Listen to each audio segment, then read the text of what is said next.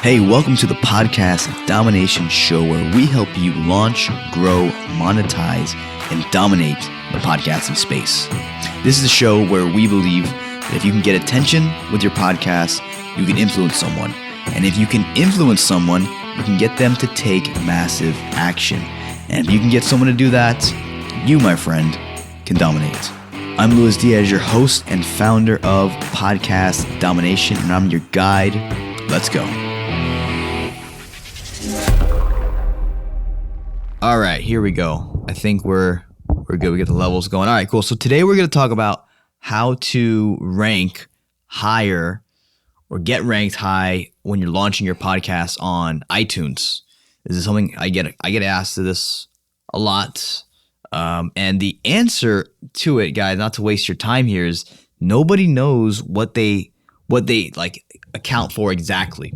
So no one knows exactly what they're looking for in terms of getting your show ranked number one on New and Noteworthy or getting it ranked high, period. I did have a client last week or the week before, and it's on my Instagram. You can check it out. He ranked number 34 on What's Hot. Granted, he's got a big audience online on Instagram already, so he was able to use some of that to really get some good traction. And he's in a super niche down topic that people who follow him and follow his stuff or like that kind of stuff are really, really avid listeners. So I think those two factors, the fact that he's very niche down and the fact that he is has a big following on Instagram and YouTube already, helped him a lot. Nonetheless, today we're going to be talking about one key metric that we discussed before we launched the show that I believe was partially, at least, part of his success as to why he got ranked so high. This is one metric that I know for pretty well-known fact that they use in their logarithm. And that is, drum roll please. Great. That is basically subscribes within the last 24 hours. So you want people clicking that subscribe button on your podcast in a short period of time, in that 24-hour period. That's what they're looking for, at least part of it. We don't know if they're looking at downloads. I doubt it really, at least to a certain extent. We don't know how long, if they're looking at like user engagement, how long people are staying and listening to the show. We don't know if they're counting reviews, even though I really doubt it. Maybe they're counting just ratings. So there's a lot of other factors and variables, but I'm pretty certain, and this has also been talked about by guys like Paul Culligan, who's quite the thought leader when it comes to podcasting. So he's a pretty good name to follow. So he talks about this too. Basically, they're looking for at least, he says up to 80%. I don't know if it's that much, but let's just call it 80% of the logarithm is looking at subscribes within those last 24 hours. So why is that important? And why is that? I have some notes written down here. Let's see if we can pull them up so you can see. Why is that important? These iTunes rankings are important, and why you should matter, why you should care. Number one, so obviously if you have a number one ranked show, let's just say a top ranked show, how do you think that plays into when you go to maybe someone to approach them about speaking engagements, or you go to someone reaches out to you for speaking engagement? Obviously, if you have a number one ranked show or a top ranked show, people are going to you're going to be sought out as a thought leader. You're going to be looked at differently than if you just had a show that doesn't get that much traction. So as from being able to leverage the fact that you have a top ranked show could potentially get you higher speaking engagements or better paid ones. So that's one factor from a speaking engagement standpoint. Number two, from a coaching consulting standpoint, it's also a very leverageable asset to have. If you have a number or top 10 podcasts on iTunes, just like the speaking stuff, you're going to get sought out by customers, by clients, by companies who want to do consulting with you. If you look at guys like the guy from, what's his name? Sleep Smarter, the author of Sleep Smarter, Sean Stevenson, he gets paid big time money because his show is awesome and it kicks ass, and it's one of the top rated health and fitness podcasts out there. Same thing with John Lee Dumas, huge audience on iTunes, huge following on his podcast. It leads to better paid or better, higher paying speaking engagements. So that is important. And obviously that is going to play a big, it's going to impact you in quite a big way down the road. So those two things, speaking engagements, you're probably going to get looked at faster if you have a higher ranking podcast. Also, coaching and consulting, it's going to be there for you when you need it. If your show is getting that visibility, if it's always at the top of the charts, you're going to get some people asking you, knocking on your door, asking if you do those kind of things.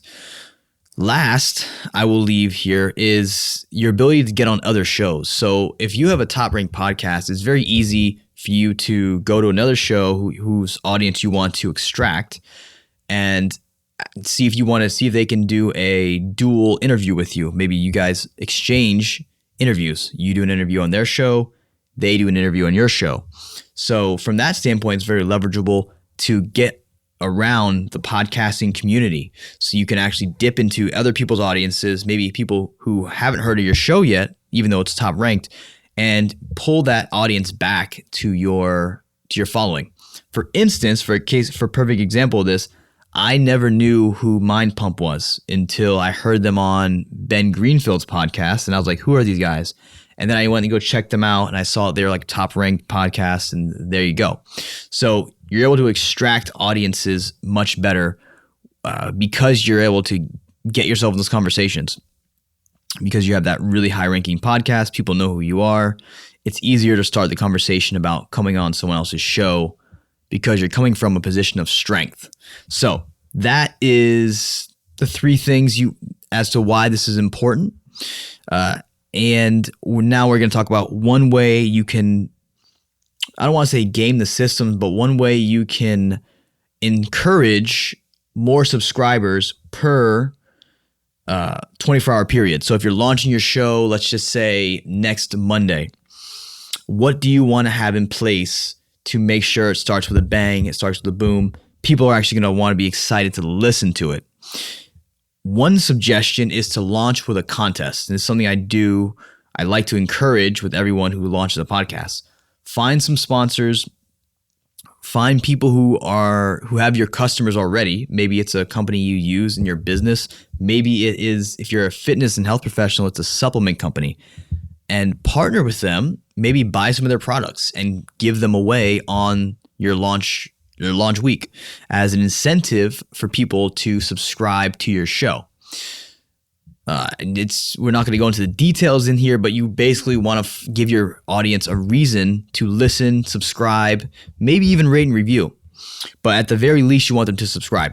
So a contest, how does this work? You could either find someone else, find other companies that are going to give you free product, or you buy their product and give that away as an incentive to subscribe. That's number one. Option number two would be to give away something you already have of your own. So usually like an ebook is really easy to give away. A free copy of some kind of DVD or some kind of video series that you have that's for clients only are easy ways to do this. You can also do free coaching calls. I've seen that happen in the past as well, especially if you're a coach or a highly sought after consultant. This is an easy way to get it's harder on your time, but at the same time, it's more value for your customer and you don't have to pay any actual money for it. So last one I'll throw in there is a shout out. So a guy who did this really well was Noah Kagan, who just basically had a thank you episode where everyone who I think subscribed to his podcast or sent him an email, they got their name shouted out on his show, which is a pretty big show. So that's another way you could do it. Just shout out people's names. People love hearing their names on podcasts. I know I do. So just a simple thank you episode could be the incentive for your contest. Just say, hey, I will shout your name out on the podcast. So some easy ways to start a contest, guys. I want to just give you one way of going about starting your contest and then therefore getting people to subscribe to your show so you can push that higher. Now, I think that is pretty much it. I want to keep this really short. In sum, number one, your iTunes rankings are important. They do flip-flop and go all over the place depending on how many people are subscribing within that 24-hour period. So just keep that in mind. as you go along your podcasting journey, it's going to go up some weeks, it's going to go down some weeks. So you always want to be encouraging new listeners, especially to subscribe to your show. Number 2, it's very leverageable in the future for when you may potentially have speaking engagements, or you may want to reach out for people for consulting. It's just another credibility factor to say, hey, I have a top 10 show on iTunes, in the business and marketing section. So it's just another leverageable credibility factor for you. And then number 3, where was I going with that? No, that's it. Number 1, speaking. Number 2, coaching, consulting. Those are 2 big things. Like we said before with the contest, give people a reason to give your show a chance, and then also give them a reason to hit that subscribe button, which is exactly what I want you to do with this podcast. So that's it, guys.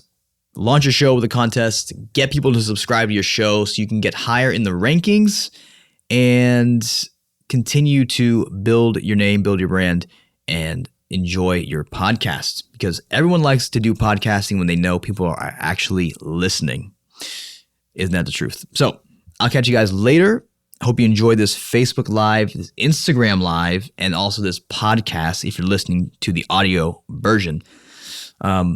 Either way, subscribe. Check me out on Instagram on Louis Ryan Fit, or Louis Ryan Diaz on Instagram.